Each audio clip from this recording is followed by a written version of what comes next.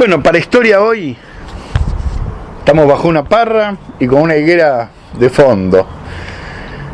Les voy a contar por qué admiro a Domingo Faustino Sarmiento y por qué creo que se ha tejido una especie de leyenda negra, muy malintencionada respecto de un personaje sobresaliente, del que me voy a permitir contarles una anécdota para iniciar. En el año 2010, la revista Newsweek realizó una encuesta entre 25 historiadores argentinos para conmemorar el Bicentenario de Mayo. La pregunta era, o se trataba de elegir, quién era el personaje más relevante de la historia nacional del siglo XIX y cuál la del siglo XX. En el siglo XX no costó mucho que Perón sacara clara ventaja, digamos, como el personaje evidentemente indiscutible que marcó un antes y un después en la historia argentina. Pero resulta que respecto al siglo XIX estaba un poquito más complicada la votación. Y el periodista de Newsweek, al último que llamó fue a mí. Y me aclara sin decirme los nombres. Pero mire, de Tito, que hay un empate entre dos. Depende de su voto si gana uno o gana otro. Y yo ahí pensé en San Martín. Pensé en Sarmiento, por supuesto. Y digo, ¿y quién será el otro que está peleando la punta? Y yo voté por Sarmiento como el personaje principal del siglo XIX. Y efectivamente la tapa de Newsweek relativa salió con la tapa de Sarmiento y de Perón, la imagen de los dos como los dos personajes claves de la historia argentina, que me dio mucho gusto por otro lado, porque si uno se lo pone a pensar, es una síntesis bastante, o sea, si le agregáramos al San Martín o a Belgrano de la época, tendríamos prácticamente una síntesis gráfica. Pero no era San Martín al que le ganó Sarmiento por mi voto, sino que era Julio Argentino Roca, aunque sorprenda a muchos de los que... Y entonces me puse a pensar por qué los historiadores habían puesto, ¿no?, palmo a palmo Sarmiento y Roca, y estoy hablando de varios de ellos que han fallecido: Félix Luna, García Hamilton, Alperín Dongui, todos notables, y había sido Roca el que le peleaba el primer lugar a Sarmiento. Y yo creo que el punto tiene que ver con que los historiadores pusieron en primer lugar quién era el que había dado las notas para la formación del Estado argentino moderno. Y en esto, los hombres de Mayo, Belgrano, San Martín, etcétera, quedan como muy lejanos porque no tienen que ver directamente con la formación del Estado. Bueno, y por eso yo les quiero hablar de Sarmiento, aquí con la higuera de fondo, que está en primavera dando sus primeros retoños.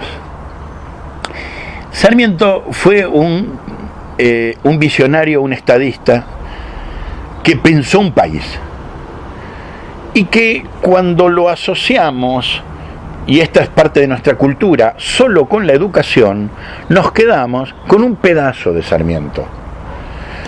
No estamos prestando atención al conjunto de elementos y de factores que Domingo Faustino Sarmiento puso sobre la mesa con la idea de fundar una república. La educación, efectivamente, y como es sabido, fue un aspecto decisivo de su gestión, pero era considerado la base para Sarmiento de la construcción de ciudadanos que fueran ciudadanos instruidos, pero instruidos para ser industriosos, o sea, para poder trabajar en el campo como pequeños productores agrícolas, para fomentar industrias en las distintas localidades del país, para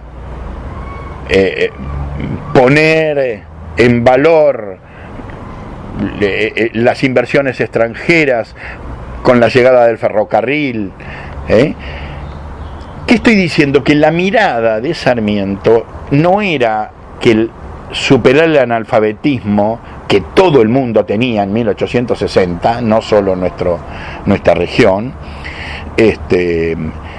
sino que la escuela estaba al servicio de construir ciudadanos capaces de decidir, de tomar buenas decisiones en su mundo personal y político y social.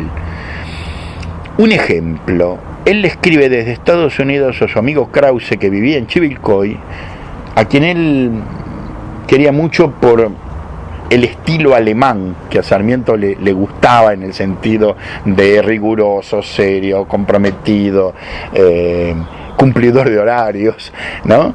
Le decía a Krause: ponga una biblioteca que yo desde acá le mando folletería. Dice: necesitamos que nuestros chacareros sepan leer los folletos de la maquinaria agrícola norteamericana para que elijan cuál es el que les conviene para su trabajo. Por eso necesitan leer. Entonces, a ver si se entiende un poco lo que quiero plantear. Ahí está el nudo del pensamiento de Sarmiento.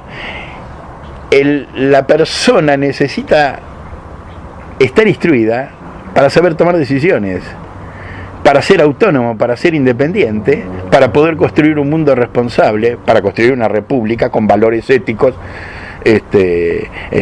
alejados de la corrupción, del vivir del Estado, del aprovechamiento del Estado como una fuente de recursos. Entonces, acá entendemos por qué la proyección de él de educar al soberano quiere decir eso, educar al soberano. Cuando había reyes, el soberano era el rey, le decían el soberano. La Revolución de Mayo lo que planteó es que la soberanía pasaba al pueblo, y entonces educar al soberano es educar al pueblo para que sea un pueblo capaz de tomar decisiones acertadas, de combatir la corrupción, de combatir el engaño, de elegir adecuadamente a sus autoridades, y para eso eran las escuelas.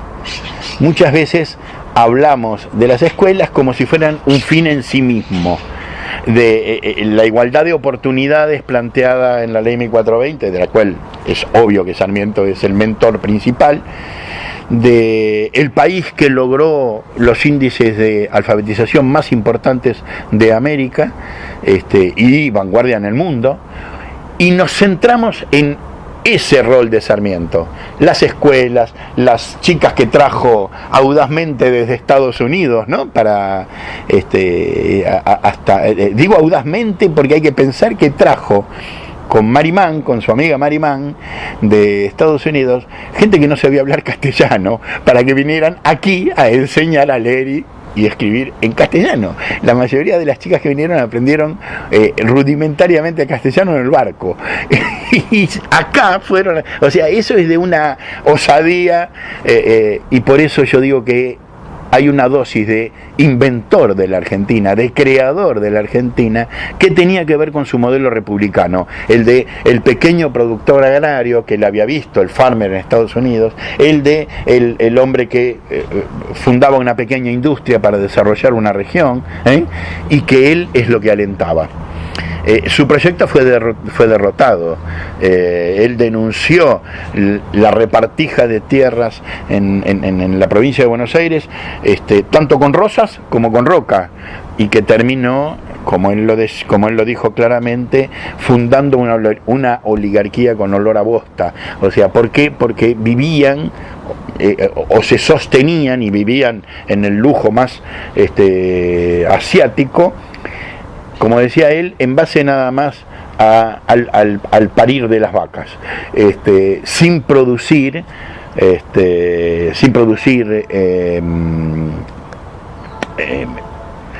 sin generar una producción que desarrollara el mercado interno, sino que se amoldara a las necesidades del modelo simplemente agroexportador, con lo cual se genera una clase parasitaria que no tiene compromiso, ¿no?, con su con su propia población, sino que depende mucho más del mercado externo que del mercado interno. El plan de Sarmiento, en efecto, de una república democrática, independiente, autónoma, en el cual la escuela era el artificio, la carta secreta que se tenía por abajo, murió con él prácticamente, aunque durante todo el siglo XX, los que ya pintamos canas, sabemos que la herencia de su tarea fue monumental, porque somos hijos de un sistema educativo magnífico que lamentablemente hace muchos años que está en una decadencia sistemática. A veces me preguntan qué diría Sarmiento hoy. Yo me niego a ese anacronismo, porque cada persona vive en la época en que vive,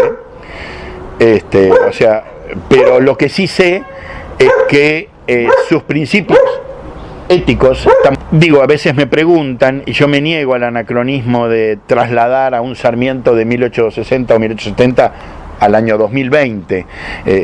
No es posible eso. Cada persona vive en el momento que vive y en el mundo en que vive, pero sí sé que los principios éticos que él sostuvo, su lucha contra la corrupción y la apropiación indebida de la propiedad común por parte de oligarquías o sectores minoritarios, es algo que es una semilla que él plantó y que todavía lamentablemente no hemos visto germinar. Esto fue para Historia Hoy, reflexionando sobre un Sarmiento que, como me gusta decir, sigue vivo.